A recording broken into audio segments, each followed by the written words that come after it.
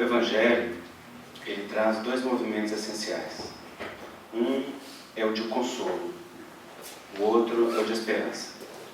Dias da Cruz diz que o Evangelho, muito mais do que ser um convite do homem, um convite à fé do homem em Deus, é um atestado da fé de Deus no homem.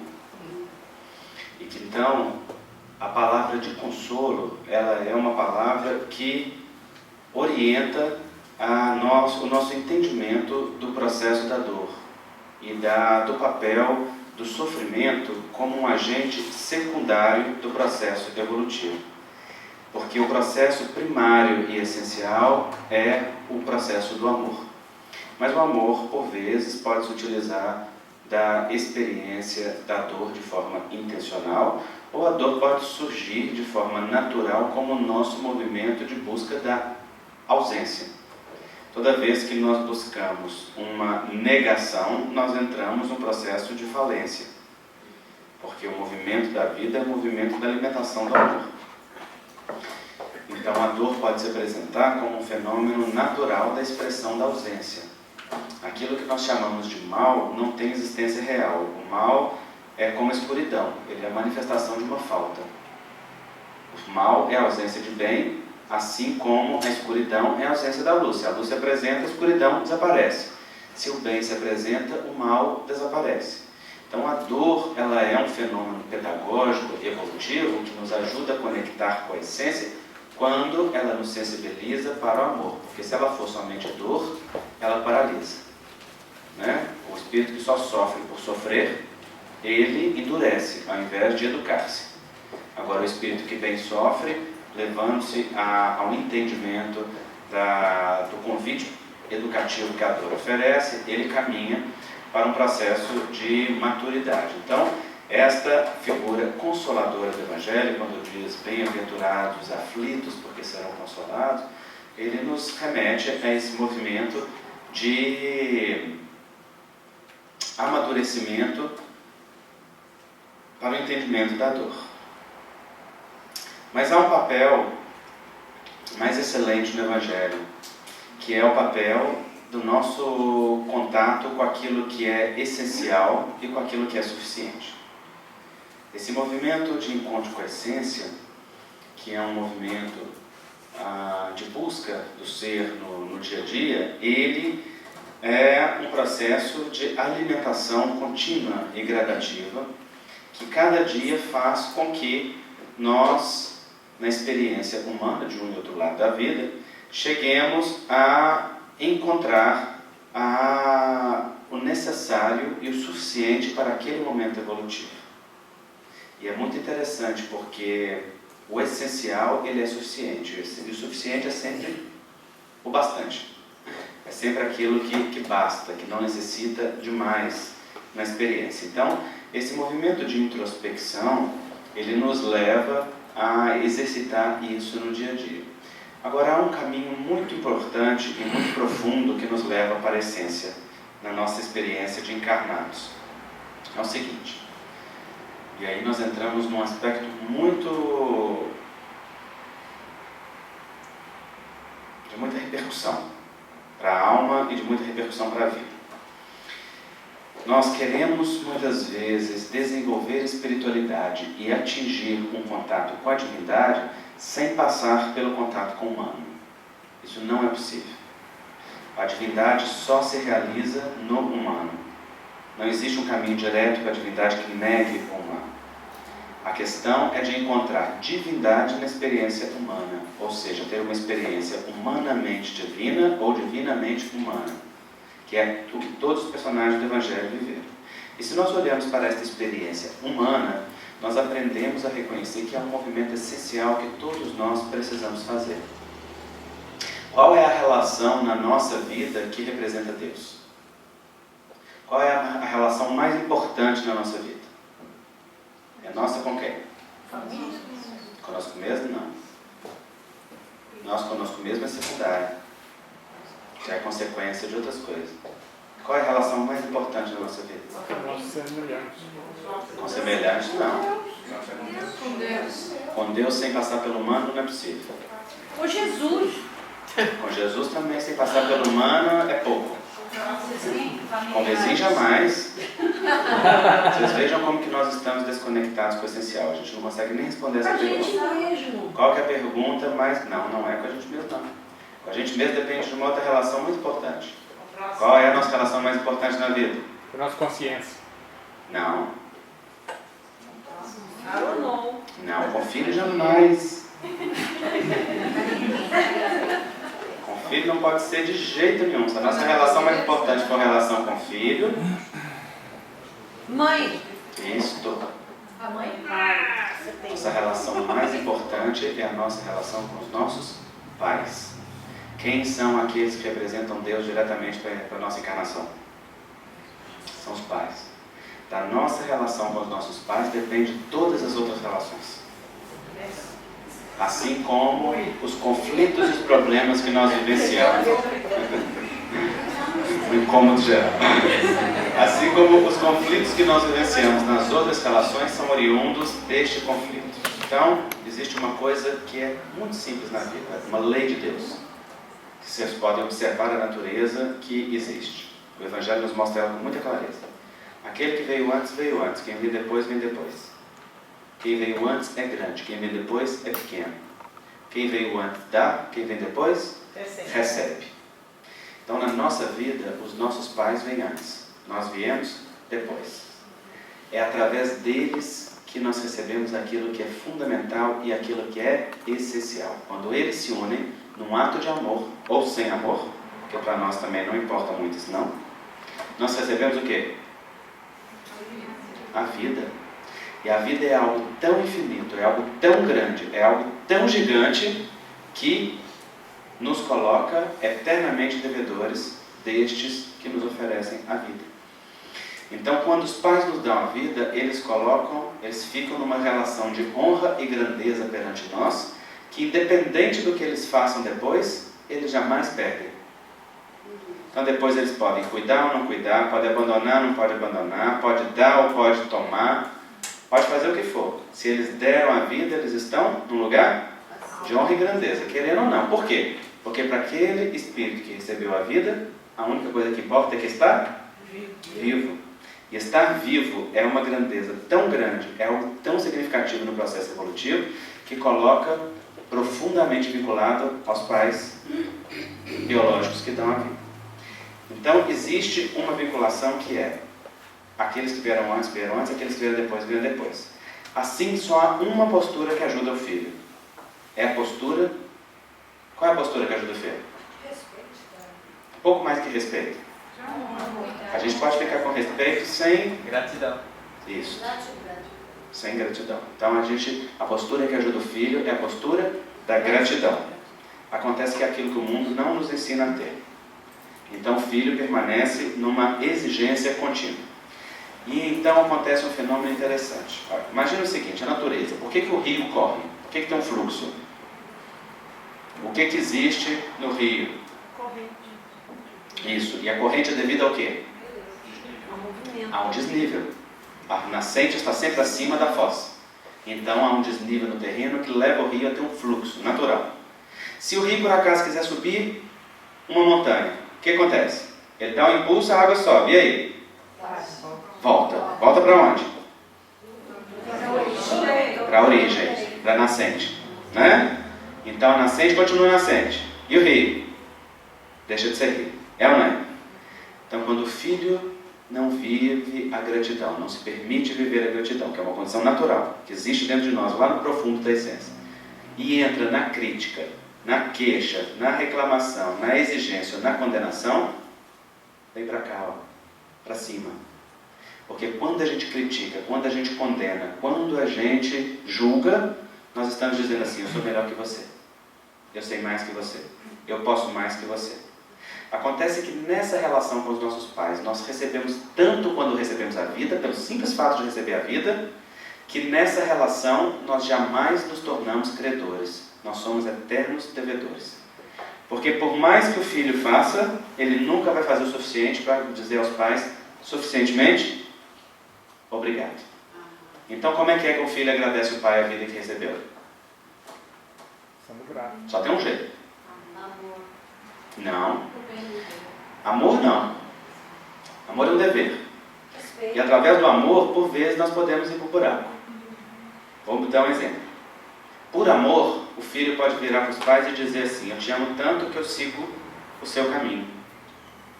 E esse caminho pode ser de destruição. Não pode? Muitas vezes a gente faz isso dentro dos padrões familiares. A gente repete atos dolorosos, circunstâncias. Por amor, eu posso virar para um pai e dizer assim: eu pego a sua dor para mim. Eu tomo a sua dor. Pode ou não pode? Podemos. Por exemplo, uma mãe que é traída pelo pai ou o pai que é traído pela mãe. Eu posso dizer assim, olha, para aquele que é traído: olha, eu tomo a sua dor. E começa a acusar aquele que foi o traidor. Acontece isso ou não acontece?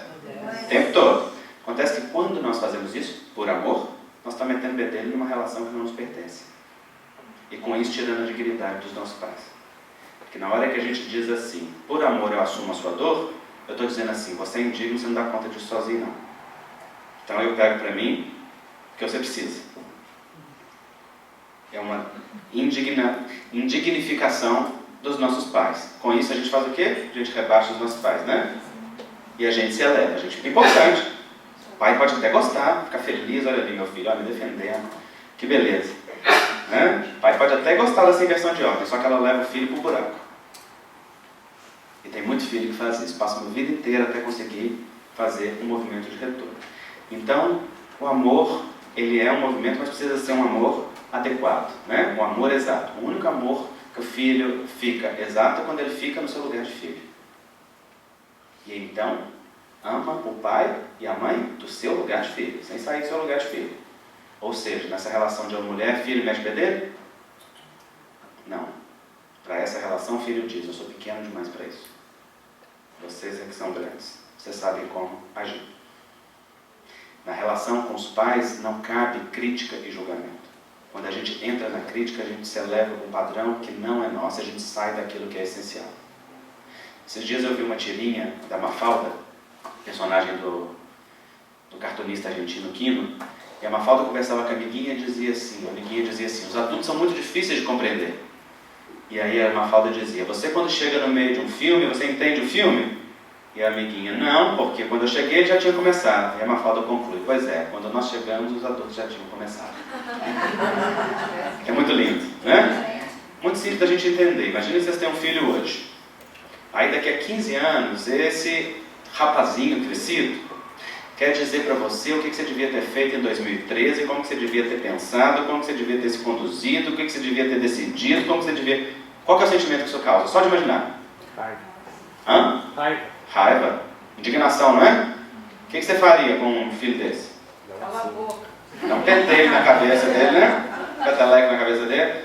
Cala a boca, menino. Você não faz a mínima ideia do que eu vivia em 2013. É ou não é? Nós fazemos a mesma coisa dos nossos pais. Nós somos o filho 15 anos depois. Nós não temos a mínima ideia do que levou os nossos pais aos caminhos que eles elegeram. Ah, mas meu pai me abandonou, me largou, não me deu o que precisava, me batia, me ofendia, me xingava, me desmerecia, não me dava carinho, não me dava afeto. Os pais fazem isso mesmo, porque os pais são humanos. E pais humanos falham, não é? Pais humanos falham, porque essas figuras humanas têm dificuldade mesmo. Agora, o que levou-os a fazer isso? Nós não temos a mínima ideia. Nós podemos até analisar, reconhecer um ou outro elemento, mas nós não conhecemos quais forças atuavam sobre eles para que fizessem isso, fizessem aquilo ou fizessem aquilo outro. Muitas vezes nós somos escravos de padrões familiares que nós nem reconhecemos. Então, nós não temos condição de olhar para trás e julgar aquilo que passou. Então, para o filho, verdadeiramente importa aquilo que os pais fizeram depois que deram a vida? Não. Por quê? Porque o filho dá conta da vida. Com as marcas, com as dores, com as lutas, né? Ao quebrado, marcado, mas dá conta da vida. O que o filho não pode fazer por si mesmo é dar a vida a si mesmo. E isso quem deu? Os pais. Deus através dos pais, né? Deus através dos pais. Os pais são a expressão direta de Deus para as nossas vidas, né? E é a força dos pais que sustenta-nos todo dia, porque 50% de cada célula nossa é papai e é mamãe. Eu posso brigar com eles à vontade, são eles que me sustentam todos os dias. Podem ter faltado em tudo, que eles estão aqui. Ó. Então eu não consigo seguir para frente sem os pais que deram a vida. Os pais que deram a vida vão estar para sempre dentro de nós. E há um movimento de gratidão profunda na intimidade do coração. Quando nós bloqueamos esse movimento de gratidão da essência, nós vivenciamos múltiplos conflitos. E aí um deles é o que? Quanto mais nós criticamos os pais, mais nós repetimos os padrões. Tudo aquilo que nós criticamos, a gente repete. Eu falo tanto da minha mãe, isso, estou fazendo igual. Eu falo tanto do meu pai, isso, aquilo, estou fazendo da mesma maneira. Mas isso só acontece no Brasil, vocês podem ficar calmos, tá? Isso aqui em Miami não acontece, não. Então, todo esse movimento que a gente critica, o movimento de sair do lugar de filho e ir para o lugar de cima, ele é um movimento de desconexão com a essência. A gente conecta com a essência quando a gente volta para o lugar de filho. E o lugar de filho é aquele que olha para a vida que vibra em nós, ama essa vida, e quando passa a amar essa vida, se curva diante da fonte que lhe deu origem. Com muita gratidão, dizendo na intimidade da alma, muito obrigado. O que é do seu caminho eu não faço a mínima ideia, porque você que é grande veio antes de mim. Mas de mim eu só tenho a dizer, obrigado pela vida que você me deu. E quando o filho faz isso, ele se conecta profundamente aos pais. Independente dos pais serem conhecidos ou desconhecidos, serem vivos ou serem mortos, estarem presentes ou estarem ausentes.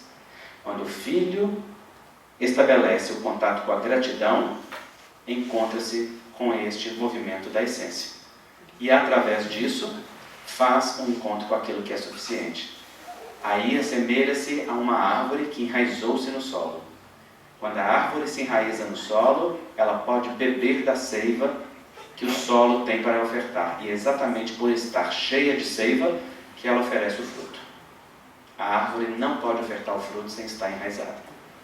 Ela só enraiza porque ela só oferta o fruto porque ela tem seiva. E o fruto que não se destina a ela é aquilo que se destina à vida, como nós vimos. Então, o movimento de encontro com a essência no dia a dia, ele passa necessariamente por um encontro e a cura da nossa relação com os nossos pais. Isso significa dar um lugar de amor e de gratidão que eles merecem dentro do coração. E é muito simples fazer isso. Um movimento só é necessário. Qual movimento que é necessário? Desistir de criticar. Porque nós podemos ter uma mão cheia de boas razões para criticar. Nós podemos ter razões justas, que nós vamos contar para qualquer um e as pessoas vão dizer, isso mesmo, né? Ele fez isso, dá nada, olha só seu pai e sua mãe que fizeram. Mas esta mão de razões justas nos leva para o fundo do poço, nos leva para a depressão, para a angústia, para o pânico, para múltiplos movimentos de desconexão conosco. Por quê?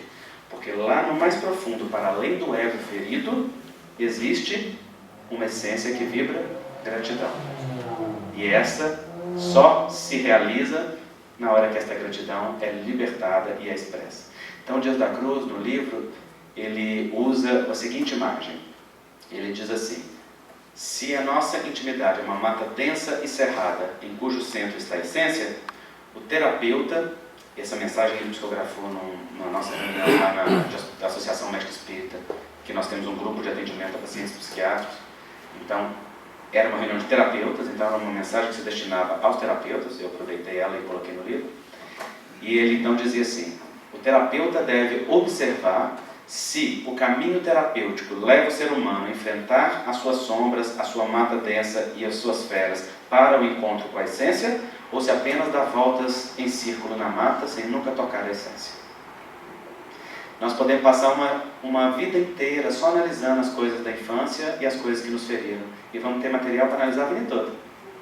Isso é bom, se a gente passa direto para a essência por isso. Mas se a gente fica dando volta em círculos sem entrar na essência, isso se torna improdutivo. Então as pessoas dizem assim: você está querendo dizer, André, que eu tenho que desistir de julgar e perdoar meu pai e minha mãe por tudo que eles fizeram? E eu sempre digo: não, jamais te diria para você perdoar seu pai e sua mãe. De jeito nenhum. Te digo diferente. Diante daquilo que os pais dão, que é a vida, você ganhou tanto, você não tem nem direito de ficar magoado. É diferente. Só perdoa aquele que tem direito de se magoar.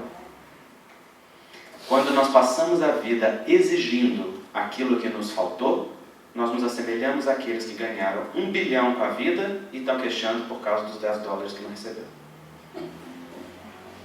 Ou seja, a gente não está olhando para a essência, para aquilo que verdadeiramente tem. Está olhando só para a aparente falta. E na aparente falta, ela é insaciável. Então nós encontramos com a essência quando nós fazemos um mergulho tão fundo dentro de nós, que nós somos capazes de dizer para a crítica, para o julgamento e para a exigência: basta, eu tive tudo aquilo que foi o essencial. E se nós olhamos à luz da reencarnação, que cada um tem o pai que necessita e o pai que merece, então nós sabemos, está tudo certo do jeito que foi preciso. Nós podemos ser gratos àqueles que nos dão a vida, assim como podemos ser profundamente gratos àqueles que cuidam da vida que foi dada por outro. Nós podemos ter um lugar de amor no coração para tudo e para todos, e calar a voz da exigência, falando dentro do coração simplesmente a única coisa necessária, que é muito obrigado. E quando nós fazemos isso, a gente liberta o contato com a essência. Isso é o essencial. Isso nos faz encontrar dentro de nós aquilo que é fundamental, aquilo que não precisa de mais. Quando nós estamos profundamente conectados com os nossos pais, repetindo, estejam eles vivos ou mortos, presentes ou ausentes, conhecidos ou desconhecidos, quando nós nos conectamos com a força que atua sobre nós, nós encontramos uma fonte inesgotável, que é como uma força propulsora que nos leva para a frente. E é muito simples, eu vou representar para vocês verem. Vem cá, vocês dois, por favor. Só para fazer uma representação. Fica aqui, né? Imagina meu pai e minha mãe, tá? Pode puxar. Os pais podem tudo. Então, meu pai e minha mãe, né? Eu fico bem conectado quando eu estou assim. Nessa posição, eu estou conectado aqui com meus pais. Mas aqui nessa posição, porque como homem, o homem se conecta mais ao pai. Um pouquinho mais. Se fosse mulher, tamanho, né? Então, conectado aqui, nós estamos conectados com a essência. Nessa força aqui, eu olho para frente. A frente. Se eu fico magoado, eu fico assim.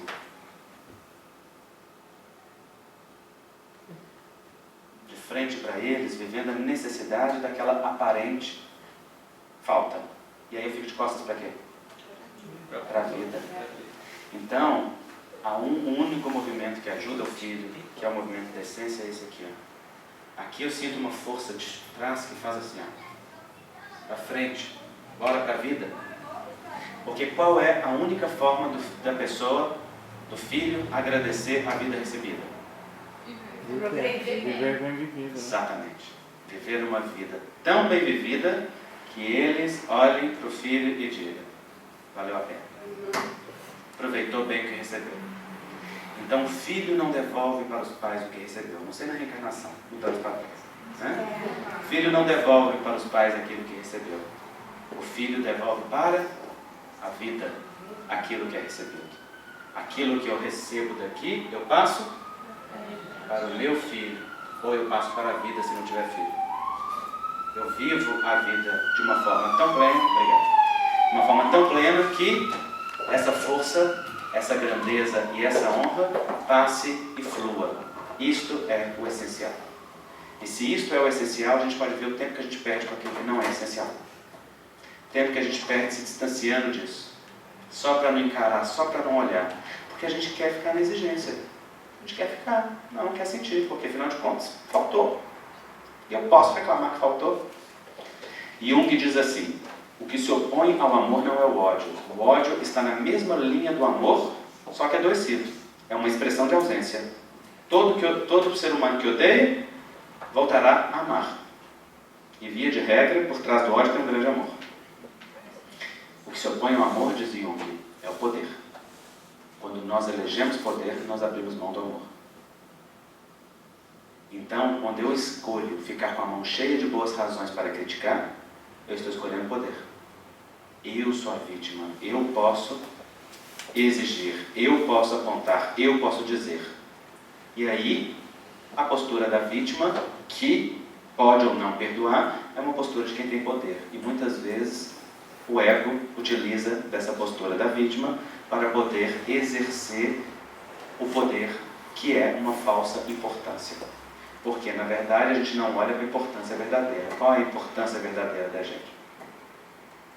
A importância verdadeira é aquilo que vem daqui, dos pais, né? É o que a gente significou para aquele casal como relação, passando para frente tudo que recebeu.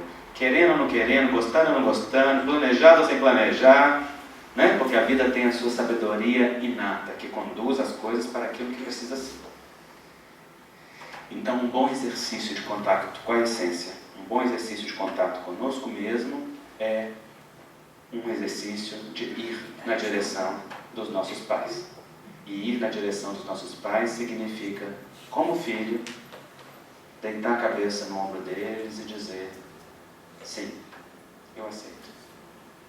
Eu aceito tudo do jeito que foi. Eu aceito tudo como foi. Eu fico em paz com aquilo que pode ser. Com a beleza ou com a feiura, com o bem, com o mal aparente, com aquilo que pode ser. Porque, afinal de contas, aquilo que eu precisei, eu recebi. E o resto é lixo. E vira adubo. Vira adubo de uma nova experiência, de um novo vir a ser. Como tudo traz experiência e traz maturidade. E, portanto, gera um movimento de aperfeiçoamento, de crescimento, um movimento de progresso. Então, coloque-se numa posição confortável e feche seus olhos.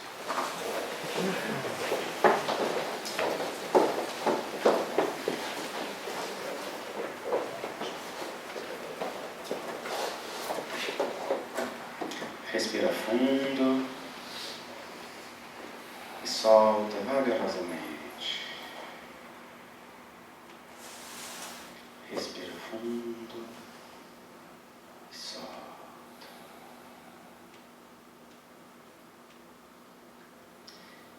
Cruza suas pernas, seus braços. Fica numa posição psicológica de receptividade. Respira fundo e relaxa. E à medida que você relaxa, você entra para dentro de você de forma segura e protegida, sem se permitir o sono.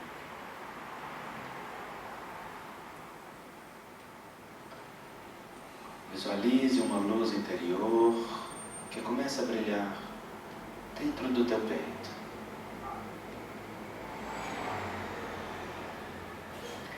E esta luz vai crescendo até te envolver por inteiro.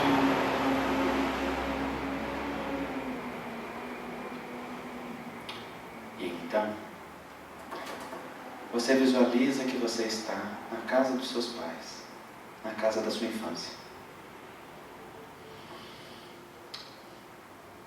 Você entra na sala e se assenta, silenciosamente. E você vê que lá de dentro, de mãos dadas, vem vindo o seu pai e a sua mãe biológicos. Se você não os conheceu, você pode imaginar. E então, eles simplesmente param na sua frente e te olham em silêncio. E no olhar deles, você pode ver toda a força e a fonte de onde você veio. A grandeza de todas as gerações que vieram antes deles. Seu avô, seu bisavô, a sua avó, sua bisavó, de ambos os lados. E você pode imaginar uma grande corrente atrás deles. E toda a força de cada um deles, que passa através dos seus pais, para você.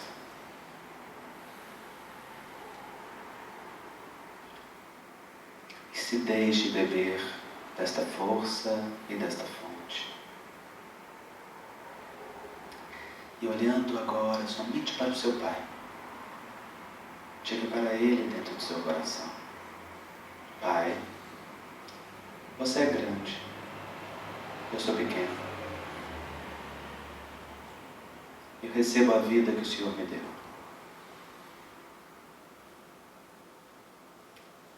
Eu aceito a vida que o Senhor me deu.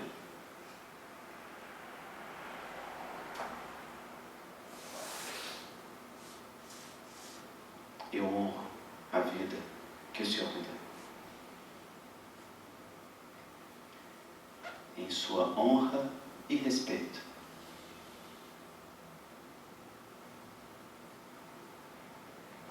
Eu vou viver a minha vida. Me olhe com amor, Pai. Se por acaso eu fizer um pouquinho diferente do Senhor,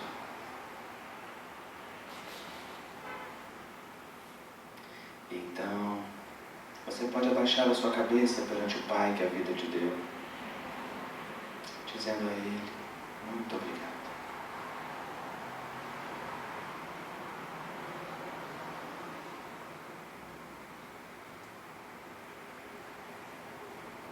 Olhe agora para sua mãe.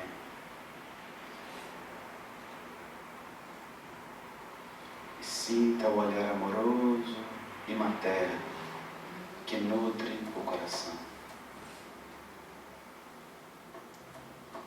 E abençoe nela tudo que a conduziu até ali, do jeito que pode ser.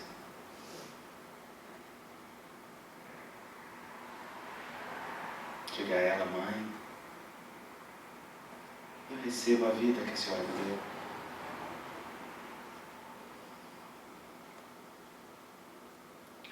Eu aceito a vida que a senhora me deu.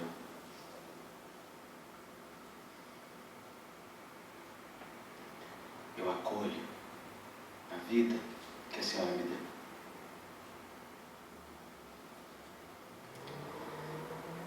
E em sua honra e respeito, eu vou viver a minha vida.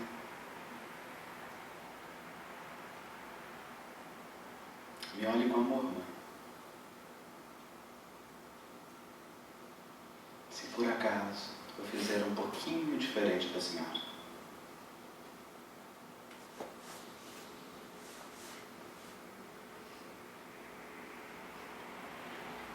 só um pouquinho, em mim a senhora segue vivendo.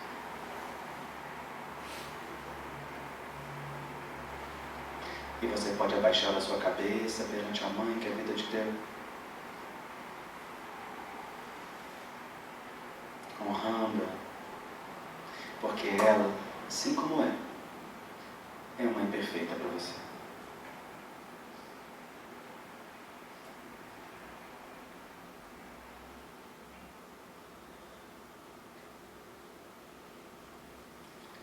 Então você pode deitar a sua cabeça no ombro da sua mãe. Deixar que os braços dela te envolvam como uma mãe abraça um filho.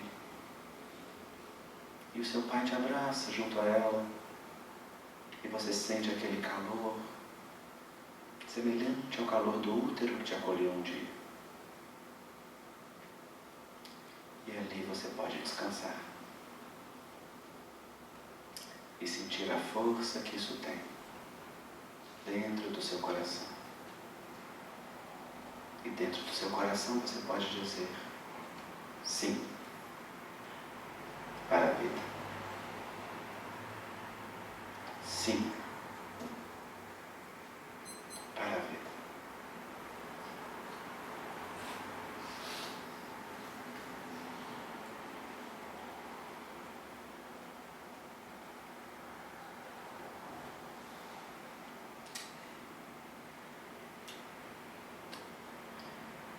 Este colo sempre foi seu.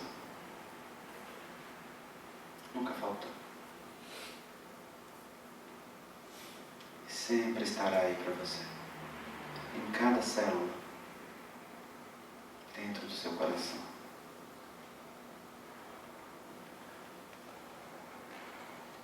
E você pode voltar aí quantas vezes for preciso no dia a dia. Em busca daquilo que é essencial. Em busca desta nutrição e deste amor. Respire fundo, retornando lentamente para aqui, para agora, no seu ritmo, com muita suavidade. e no seu tempo, abrindo os seus olhos.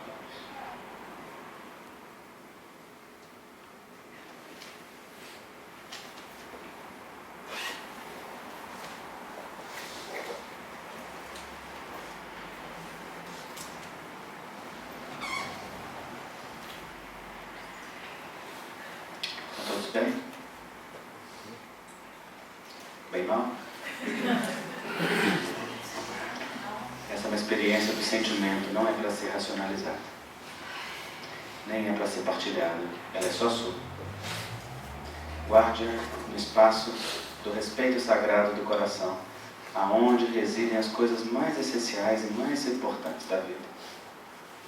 E quantas vezes for necessário, repita você mesmo em casa, sozinho, porque é como um movimento de casca de cebola, que a gente vai retirando as camadas até chegar ao centro. E aí não existe nada mais para retirar. Mas este movimento liberta a força da gratidão num nível profundo e desconhecido e ajuda a conectar com o essencial. O resto é consequência. Certo? Eu vou parar agora, porque é hora. Jesus nos abençoe. Mantenham-se recolhidos.